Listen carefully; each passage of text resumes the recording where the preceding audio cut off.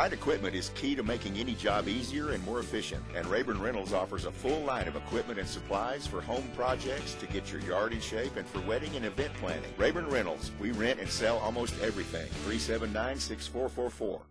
Sports coverage in the Panhandle spirit with Kale, Steed.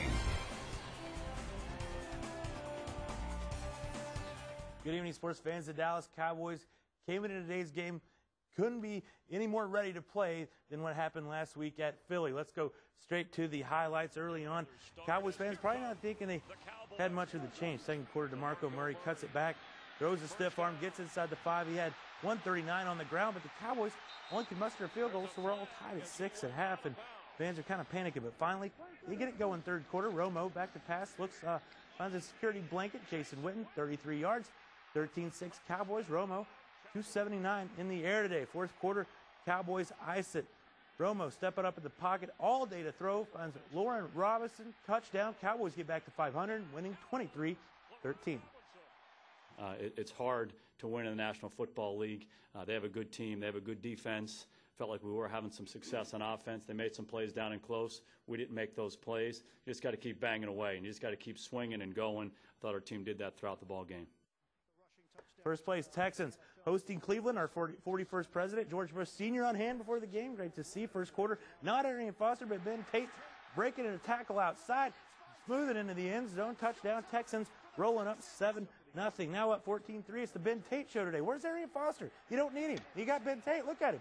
Going into Cleveland territory, but he does need a break. So Arian's like, well, I guess I can step in. I am the rushing champion. Why not? 19 yards, strolling into the end zone. Houston, 6-3. They win 30-12. Playoffs looking pretty good. I hope I didn't just jinx them.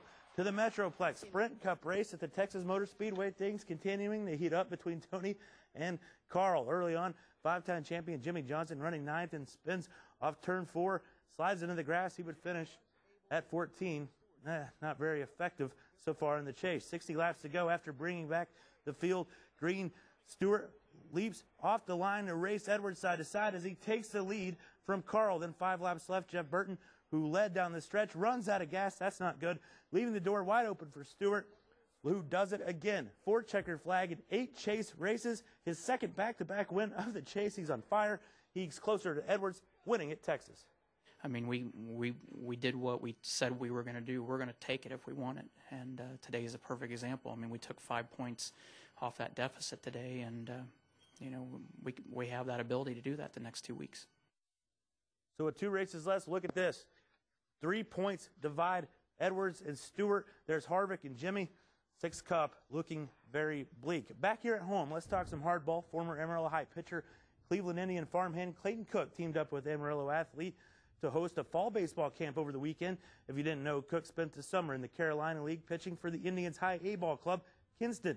I was able to catch up with Clayton this afternoon about life in the minors and the drive for the majors. At the competition of it, you're not only these teammates, they're your friends and teammates, but they're your you're fighting, you're competing against them. And if you love to compete, there's no better deal to do it in the minor leagues when you got 160 guys out there you're competing with. Great stuff from Clayton. Now the high school football playoffs, hey, they're back, baby. The second season set to go, starting Thursday, going through Saturday. 30 games involving Pronews, 7 area teams from New Mexico, Oklahoma, and Texas. Already giving Lee Baker a headache trying to figure out where we're going this Friday. Anyway, let's take a look at some of your Metro matchups. In 5A Division II, Midland Grande Communications Stadium doubleheader. Tascosa at 4, Amarillo High at 8. Into 4A Division I, Caprock draws undefeated Denton Ryan in the first round in Wichita Falls. In 4A Division II, Randall gets Little Elm Friday, and Abilene and Canyon takes on Lake Dallas Saturday at 3 o'clock. For a look at the entire pairings and matchups, if you want to know where your team is going, just go to our website, connectamarillo.com, click on the sports link. The BCS poll is out. LSU is at 1 after the thriller over Bama last night. Oklahoma State jumps to 2, highest ranking in the school's history, and the SEC announced Mizzou will join the conference effective July 1st, 2012. And don't forget, tomorrow, WT Coaches Luncheon at the Big Texan, 11:45, last one of the year. Did you see me get excited there for a second? I thought you were going to say, oh, you jumped to number 2. That's why I was like, oh, and then it quickly diminished. Not yet, but they still have the big game with Oklahoma State, Bedlam, coming up in a few weeks. Yeah, they do. I know. They do. Excited. Yeah, me too. High school football. I know. Can't believe it's already in the playoffs. I don't know. It's going by fast.